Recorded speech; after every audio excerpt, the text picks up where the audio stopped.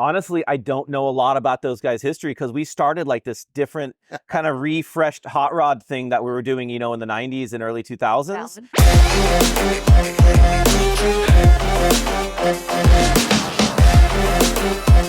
If I want to make a comparison of Steph Papadakis with today's motorsports, and Statman looked at me funny, Crasher looked at me funny when I said this, Steph Papadakis is like the new age Jack Roush, Rick Hendrick, Doug Yates in motorsports, in power to weight ratio, and the development of the engine, development of chassis. What you've done in sport compact drags, sport compacts, drifting, bro, the championships. Don't discount what you've done, Steph Papadakis. Welcome to Freak Nation. Oh, thanks for having me, guys.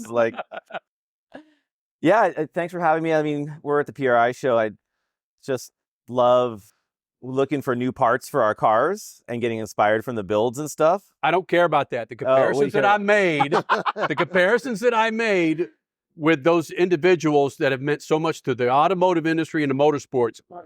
You're like the new age Roush, Yates, Hendricks in the development of sport compact. Would you agree? Yeah, honestly, I don't know a lot about those guys' history because we started like this different kind of refreshed hot rod thing that we were doing, in the 90s and early 2000s. And we're off doing front-wheel drive drag racing and turbocharging four-wheel drive, front-wheel drive. We're turbocharging, four-cylinder engines and kind of blazing a trail a bit on that end.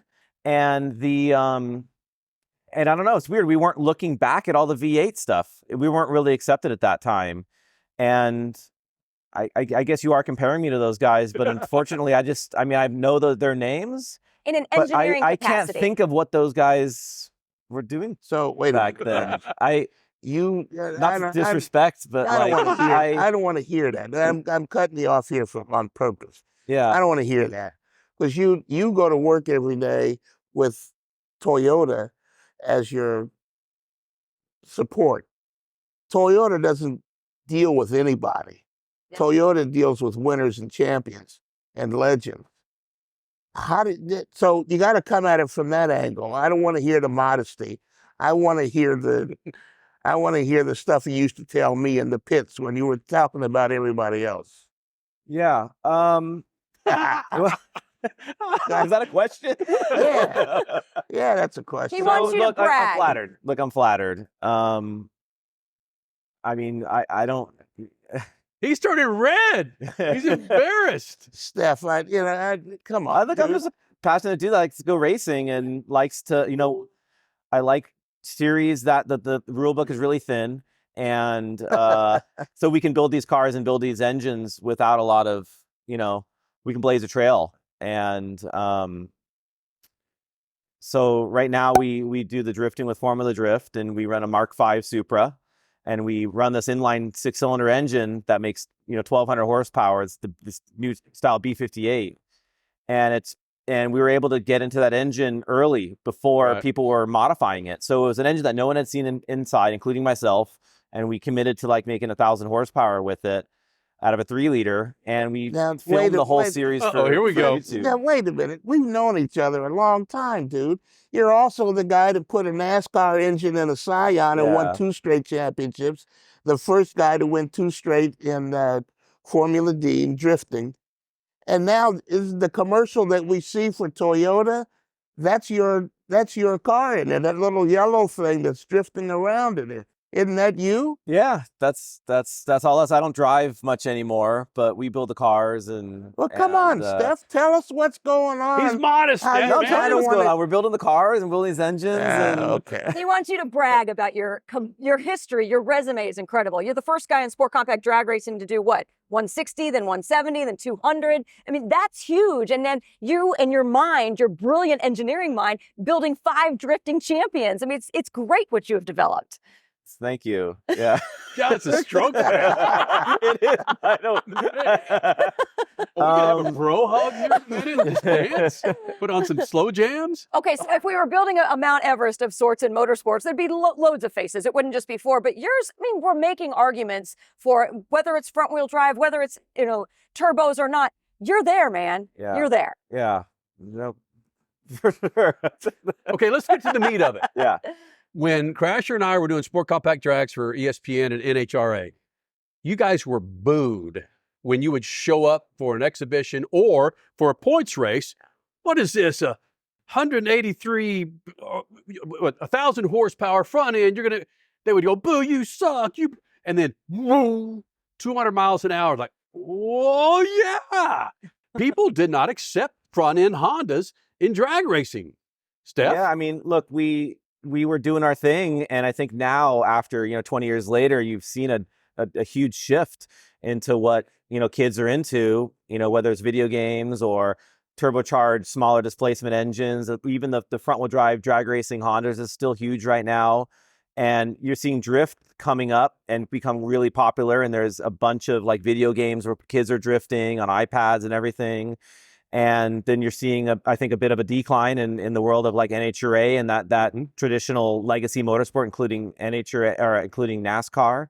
And, they may have been booing us, but the fact of the matter is, I think there was a shift happening in motorsport, and a lot of people didn't see it coming. And now it's really, you walk the floor as a PRI here and you see way more smaller engine turbocharged products. There's a lot less dirt track, a lot less NASCAR, and for better or worse, I think that's happening. Not to discount, traditional drag racing is big, but there's a lot more than just the legacy stuff nowadays. And I guess my friends and I were at that ground level, working from the street level, moving on to some of the tracks where initially we were getting booed, and I think we're definitely a part of the motorsport and the automotive aftermarket solidified at this point. And, I'm flattered with the stats you guys put up there. But we were just, following a passion and doing something that we want to do something different. Like, I didn't grow up in a household where I had a dad that was building V8s in the garage. I had buddies that were my age that were, teenagers in the 20s, and we wanted to do something different that wasn't legacy. And, still having fun doing that now. So drifting is kind of, people have come on board now. At the beginning, the people were like, it's ballroom dancing on pavement and all the other insanity that they used to say. Now it's being accepted. You're getting thousands of people, hundreds of thousands are watching you on streaming. That's got to be easier for you to walk the room here and people know who you are and accept what you're doing. Yeah, and I think that, after a little bit, a lot of folks realize that ballroom dancing with cars is really difficult. And you can have a really good show that doesn't necessarily have a checkered flag at the end. And even till today, like, I'm still amazed at the driving that these guys are able to do with the cars that we build. And the technology of these drift builds are to the point to where we're over 1,000 horsepower. We're one of like the highest horsepower, motorsports out there.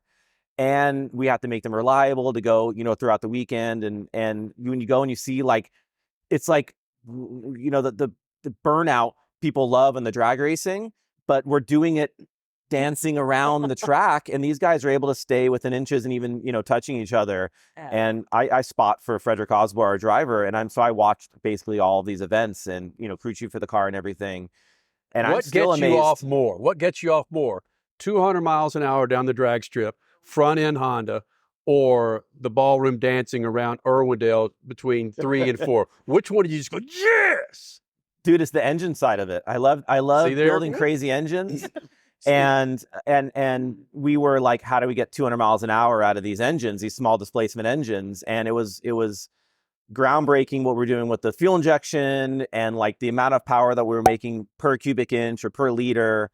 And that was really getting me off. Like, we'd blow something up and then figure out how to fix it, and then we'd do it. Like, the thing would last till the end of the quarter mile, and we'd get these new records, and like, that was really exciting. And Toyota has to love you for that, right? Because they want to show that their small displacement engines can still perform and be accepted on the street from young people. Yeah, and that's what's amazing is with these modern engines, a lot of the stuff that they do to make them have less vibration and live longer and be more efficient.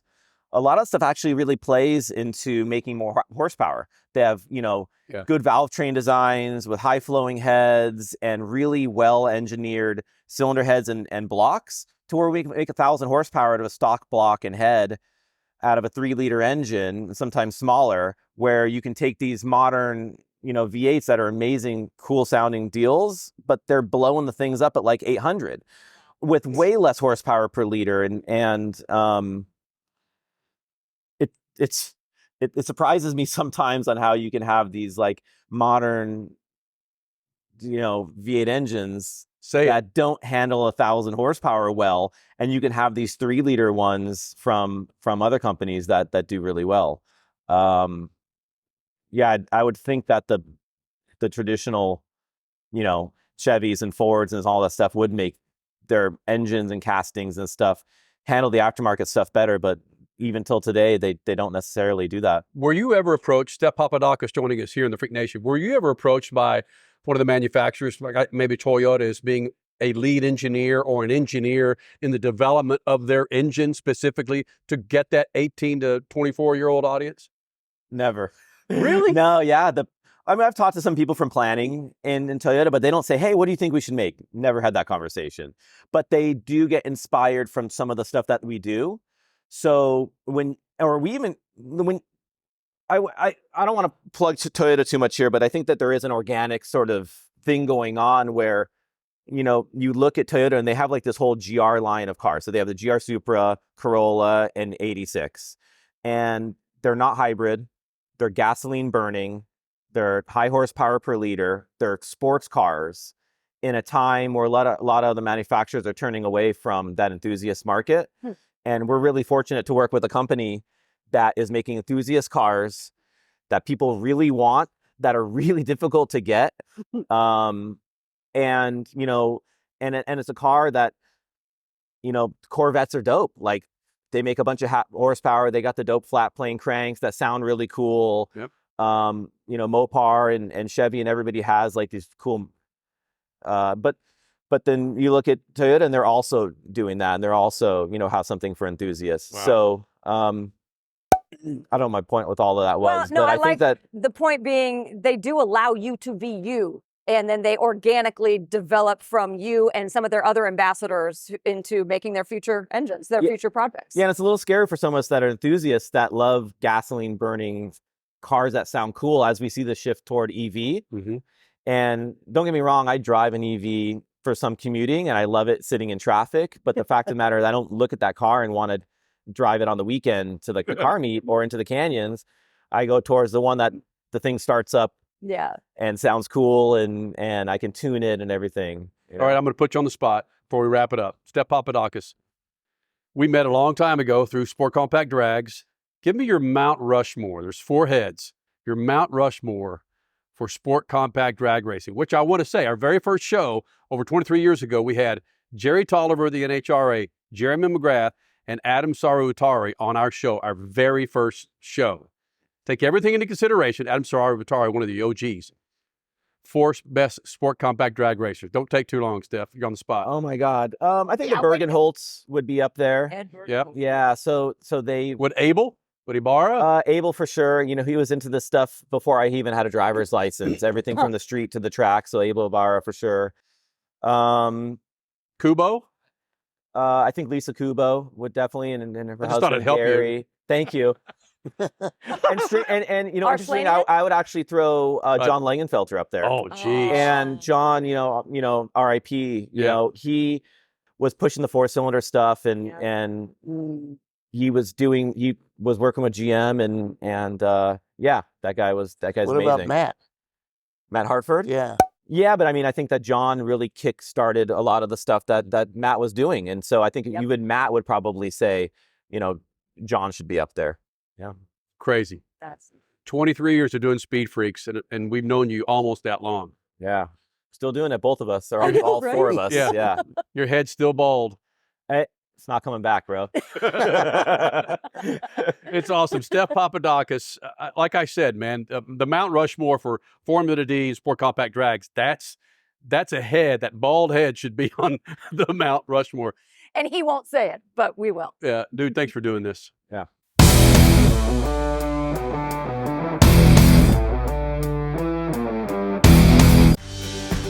You take car maintenance seriously, and you want to pass on that legacy of care. Use Lucas Heavy Duty Oil Stabilizer to shield your engine from excessive heat, debris, and friction. Trust Lucas Oil.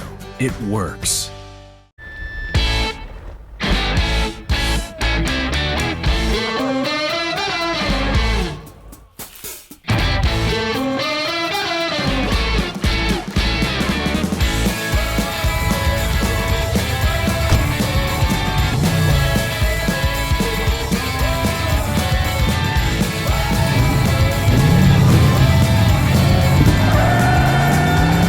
Whatever you do, General Tire delivers.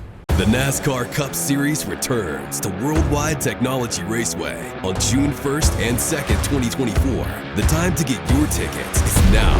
Let's go! Yeah! For only $10 down, you can lock in your seats for an incredible weekend of family fun, featuring the Enjoy Illinois 300 and the Confluence Music Festival. It all adds up to one amazing party. Go to WWTRaceway.com for the hottest ticket of the year.